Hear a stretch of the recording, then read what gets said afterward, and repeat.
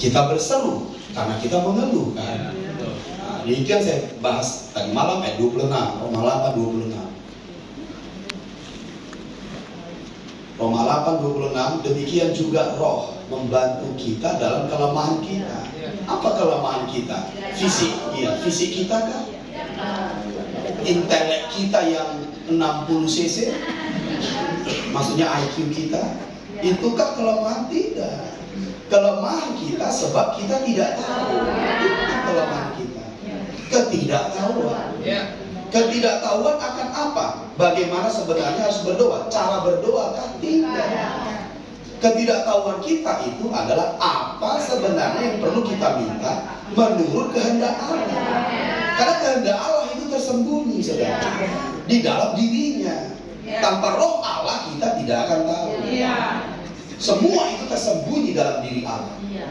Kita lemah, kita tidak tahu, maka Roh membantu kita.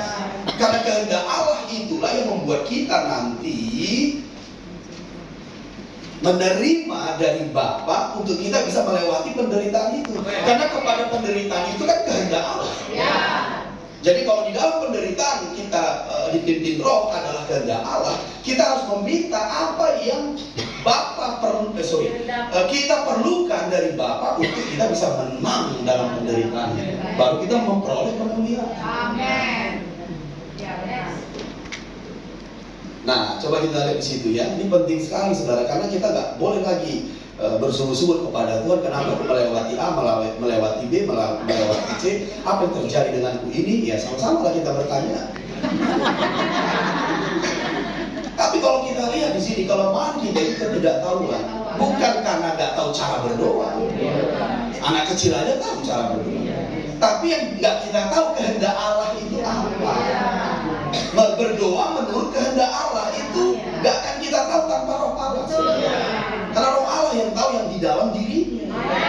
Bisa mengerti? Tetapi Roh sendiri berdoa. Dia membantu kita. Bagaimana caranya? Dia berdoa, saudara. Roh itu berdoa. Tetapi Roh sendiri berdoa untuk kita kepada Allah dengan keluhan-keluhan yang tidak terucapkan. Ini yang saya bahas tadi malam. Di mana dia berdoa kepada Allah? Di luar melayang-layang di sorga, di dalammu. Karena Roh Allah itu di dalammu. Jadi dia berdoa kepada Bapa mewakili kita itu di dalam diri. Lalu bagaimana caranya? Memakai Rohmu. Itulah di 1 Korintus 14. 1 Korintus 14 ayat yang kedua. Ayat yang kedua, berarti kalian pulang. Amin. Saya senang, saudara. 1 Korintus 14 ayat yang kedua. Siapa yang berkata-kata dengan bahasa roh? Tidak berkata-kata kepada manusia, tetapi kepada Allah. Sebab tidak ada seorang pun yang mengerti bahasanya. Oleh Roh, iya. Oleh Roh, itu Roh Kudus. Iya, itu kita. Oleh Roh, ia mengucapkan. Apa yang ia ucapkan tadi di atas? Bahasa Roh. Bisa paham maksud saya? Oleh Roh, ia mengucapkan. Apa yang diucapkan ia tadi di atas? Ya bahasa Roh. Karena siapa yang berkata-kata dengan bahasa Roh, itu tadi tulisan di atas. Jadi Roh memakai Rohmu berdoa kepada Allah, karena hanya Roh Kuduslah yang tahu kehendak Allah. Tapi dia memakai Rohmu dengan bahasa Roh. Makanya bahasa Roh itu gak sebiasa yang kita bayangkan. Nah, itu adalah hal yang terbaik yang diberi Roh Kudus. Hal yang terbaik yang diberikan Bapa ya Yesus. Hal yang terbaik yang diberikan Yesus ya Roh Kudus. Hal yang terbaik yang diberikan Roh Kudus ya bahasa Roh. Karena itu akan membuka kita kepada dimensi untuk lebih dekat, lebih intim dengan Bapa itu. Jadi kita berseru dengan bahasa Roh. Makanya kayak tadi itu bagus doanya. Doa lagi. Kadang kita bisa berdoa kuat, kadang kita bisa berdoa dengan segenap hati. Kadang Roh juga bisa menuntun kita berdoa sambil menangis. Tapi Roh itulah yang tahu apa itu sebenarnya. Tapi ingat, itu akan selalu sesuai dengan kehendak.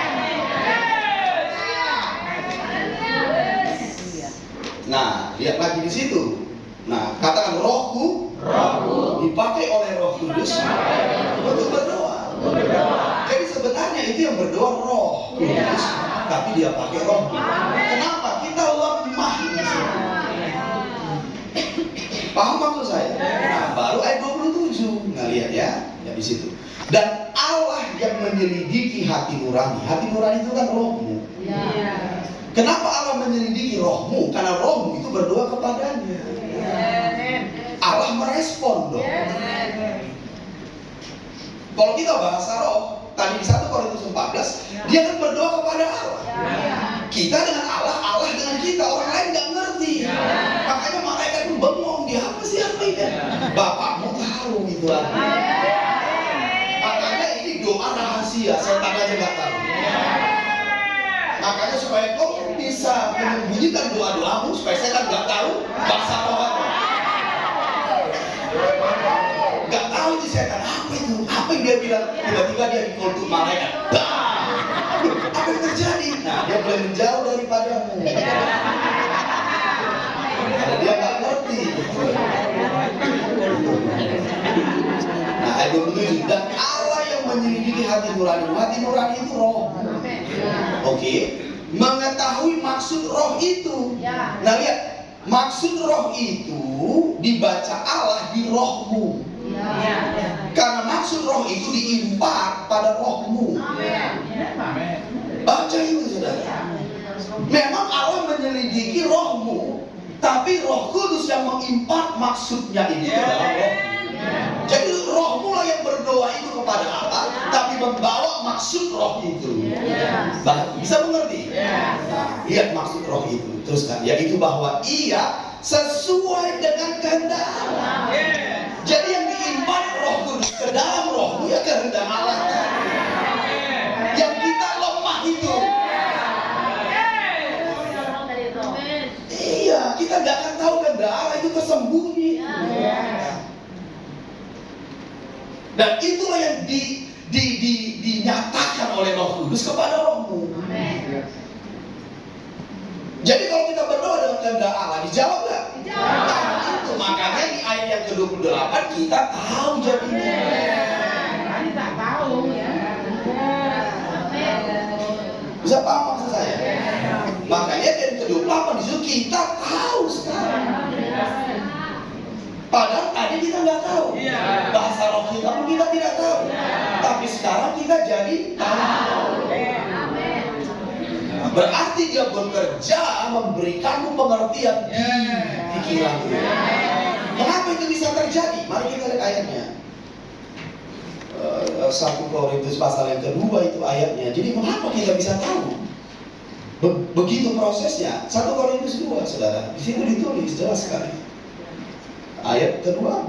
Makanya kita nggak usah bingung saudara. Karena ada ayat yang menyatakan bahwa kita pasti tahu. Ya, lihat coba ya. 1 Korintus 2 ayat 12. Sudah? Kita tidak menerima roh dunia. Jadi jangan takut kalau kau berdoa bahasa roh itu bahasa setan. Bahasa yang menyesatkan. Itu bahasa roh itu bahasa setan itu. Dari mana itu bisa bahasa setan? Roh dari Allah roh. Apalagi sebab dia mengarti-artikan bahasa setan. Kok bisa diartikannya ya? Yang saya tahu bahasa roh itu nggak bisa diartikan. Jangan-jangan dia yang setan. Sorry ya. Tidak, agresif aja berdoa bahasa roh. Gak usah pedulikan yang seperti itu. Harap akan ada bahannya. 1 Korintus 2 ayat 12. Kita gak menerima roh dunia. Kok jangan takut. Kita tidak menerima roh dunia, tetapi roh yang berasal dari Allah. Apa roh yang berasal dari Allah? Roh Kristus pertama, roh Allah yang kedua. Semua itu diam di dalamnya. Itu roh yang berasal dari Allah. Nah, di situ dilanjut supaya kita tahu. Makanya di ayat 28 kita tahu. Jadi jangan khawatir, kau pasti tahu. Itu namanya pewahyuan. Itu namanya kebenaran. Dan kebenaran akan membebaskan. Haleluya. Segala perkara dapat kutanggung di dalam Dia yang memberi kekuatan kepada. Itu bisa kita engkau bisa menanggung segala perkara adalah kebenaran dari roh itu. Makanya kita bisa menanggungnya. Wow. Amin. Kalau kita kutip-kutip tidak akan bisa itu. Karena yang kita perlukan amin dari Bapa itu. Supaya kita tahu, makanya bisa menanggung. Kalau nggak ada pewahyuan dan kebenaran, nggak akan mampu itu kita tahu. Nah, 28 kita tahu sekarang. Tadi tidak tahu. Karena kita diberi roh Kristus dan roh Allah. Nah, bagaimana kalau aku nggak tahu-tahu juga, Papa? Ada ayatnya. Lakukan ini. 1 Korintus 14. Nanti kita akan praktekkan, karena di akhir dari ibadah kita ini saya akan berdoa seperti saya bilang tadi malam.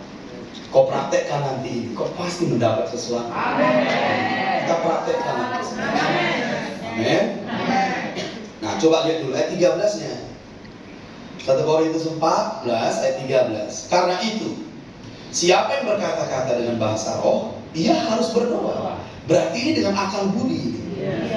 Supaya kepadanya diberikan juga karunia untuk menafsirkan. Jadi berdoa dalam bahasa roh, berdoa dalam bahasa Indonesia bersamaan. Bisa paham?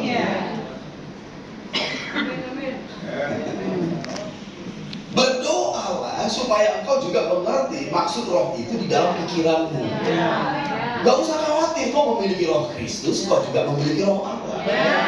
Paham maksud saya? Pikiranmu akan diinspirasi.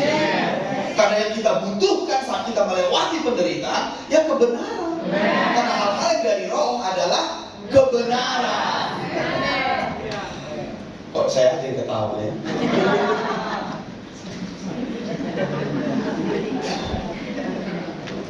Bisa paham maksud saya? Nah, jadi apa yang kita perlukan sebenarnya saat kita berseru itu? Ya kebenaran. Pewahyuan, penyingkapan, pengertian akan apa semua yang sedang kita lewati. Makanya kita bisa menanggung segala perkara. Bisa paham maksud saya? Jadi mari hidupi di sini, sebab roh pasti menuntun kita pada penderitaan.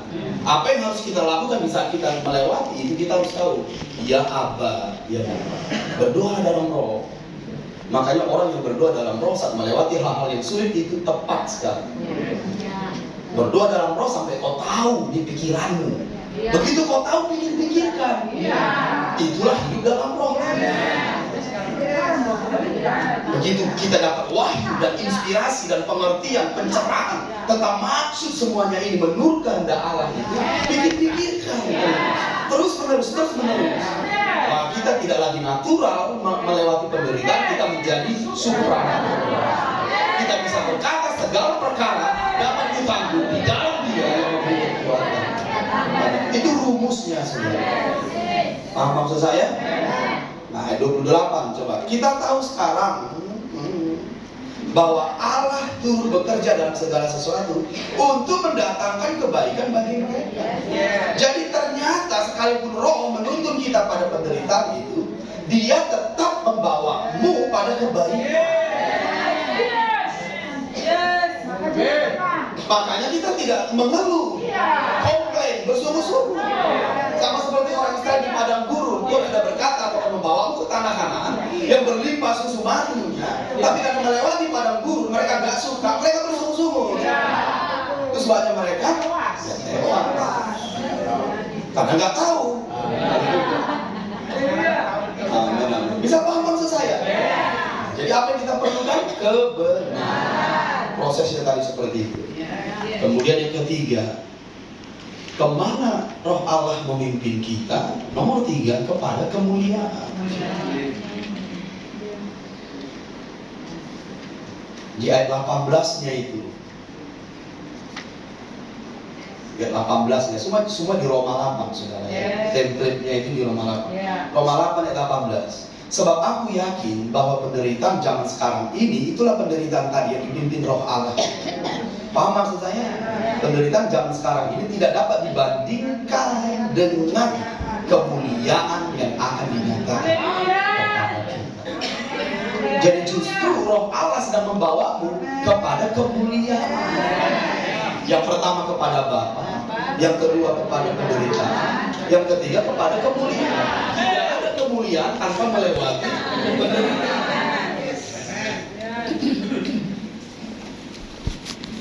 Begitulah roh Allah memimpin kita sebagai anak-anak Allah.